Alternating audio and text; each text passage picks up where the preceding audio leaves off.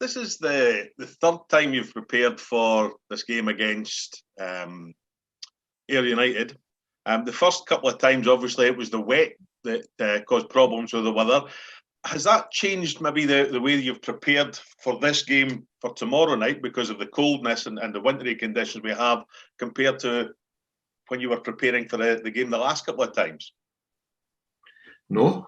We prepared. We always pick a team that we believe will go out with the game plan we set to go and win a game of football, and that's what we've done. Whether it's like 3 attempts at doing that, so the players should know their roles. We should all know our roles as a team and what we're trying to do and what we're trying to achieve. And I don't think the conditions are.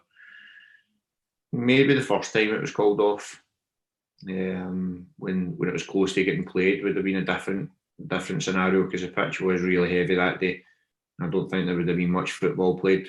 I think it would have just been a bit of a battle, if I'm honest. And speaking to Mark, I think he expected the same because the pitch was really heavy that day, and it's cleared up a lot since then. But I don't think it changes too much with the way we'll look at it or the way Mark Kerr will look at it. It's a game. You prepare your team the best way possible that you think can cause your opponents the biggest problems, and you recognise where they're dangerous and you try and stop that. The Ayr United had a really hard game on Friday night that went ahead against Hearts, whereas yourself obviously have had the extra couple of days to still keep up the fitness level, but not with the risk of anything else coming in towards. Do you feel again that's maybe been to your advantage, not benefit, but the advantage to have that extra couple of days just to prepare for this game and them to have played? Not really, no. I think Friday to Tuesday's no a big issue at all. The pitch looked okay, it didn't look too heavy. So I don't look. And nowadays players are accustomed to playing on Saturday, Tuesday, whatever it may be. Then throw in the odd Wednesday here or a Sunday, Wednesday. It doesn't make too much of a difference nowadays. I don't know if it ever did. Even going back to when I played, I need to ask some of the older ones, Bobby Geddes or whatever before, did it matter then? But I don't see it as an issue. Mark will have his team in good condition, and as much as he would have been preparing to play Hearts, as soon as that game was finished, all preparation would have turned to us. So I don't see that game having any effect at all on the outcome or the circumstances of tomorrow night's game.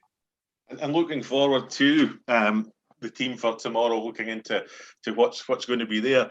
Is this kind of a bit of a pleasant headache that you might have because you've got a bigger choice of players that have come in now, giving you different options in different areas? Is that a pleasant headache that you have to work for who's playing and who's not tomorrow? Absolutely, yeah. It's much better than when I went Easter Road with no centre backs. So I'd much rather have this headache where there's a lot of people, and you can see it in training. There's that edge to training at the minute. The lads are training very well, and I think there's two sides to that. I think they were disappointed with the Raith Rovers result and the run coming to an end. I believe that they want to start another run, and it's a pride thing for them as well, because when you go and run 8 games unbeaten, you want to can we make it 9? Can we make it 10? And there's personal pride in there as much as the team wants it as well. So that hit them pretty hard, watching them and looking at them. But they've come back and they're hungry, and you can see. And when you add in the new players that have come in, and you can see them now getting up to speed with what we're looking for and what we're trying to do. Paul McMullen, Jason Cummins, Malachi, and having Lee Ashcroft and Liam Fontaine back in the squad as well is massive for us. So it's a great headache to have. And is there any other team news for tomorrow? Anybody likely to miss out? Jordan Foster's self-isolating because he came into close contact with someone completely away from the club. So that's all okay, but we wish him well. Long-term absentees are still the same. You mentioned there about how keen you were to get this game played tomorrow night. Obviously, it's been postponed 3 times already, twice already. This is the 3rd time they're attempted to play it. Was it a bit of a disappointment when you opened up the curtains this morning and were greeted with a wintry scene that was on the other side of the curtains? Yeah, I think it was.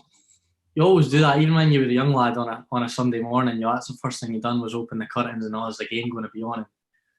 when you look at you look out and the weather's like that, it's a bit of a surprise. But need to wait and see. Hopefully the game will go ahead.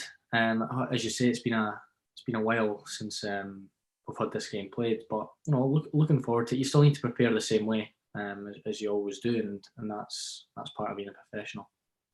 Ayr United are a team that are kind of very well organised in a lot of ways that they do. Mark Kerr's put a kind of his own mark on the team that's there.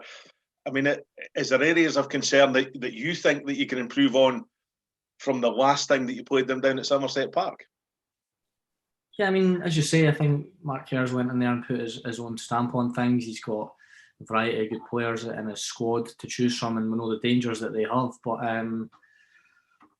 I think the Ayr game down there is probably the poorest as a squad we've played, and that's something that we took a lot from in terms of we can't accept that in terms of our performance, but also we knew that wasn't us, and that was a side to us that is unknown and a bit alien to us, and that feeling of being down at Ayr and coming off the with a 2-0 defeat, and it was just so unlike us. So we need to make sure that come tomorrow, hopefully when the game's on, then we're going to put things right. It's about putting things right and showing other teams that we're Dundee and this is what we're all about. Well, looking at the changing room now, obviously you've got very much a mixture of characters in that changing room, from people who are very, very strong and vocal to people who like to be a wee bit light-hearted, shall we say, now that Jason's arrived. But when you get on that training pitch and out on the pitch itself, Jason summed up. He just says it's concentration, get on with it and move it forward and do it for the cause. That is not. He's spot on. I think he mentioned that people maybe get a certain people think of players in a way say that he said that people think he's maybe a dafty the way he acts or whatever. It's not, when you train, he works so hard. Likewise does everyone. So we're all professionals. We all work hard, and when we're on that training pitch, everyone's got the same aim to work as hard as they can and push themselves into a starting spot for a game.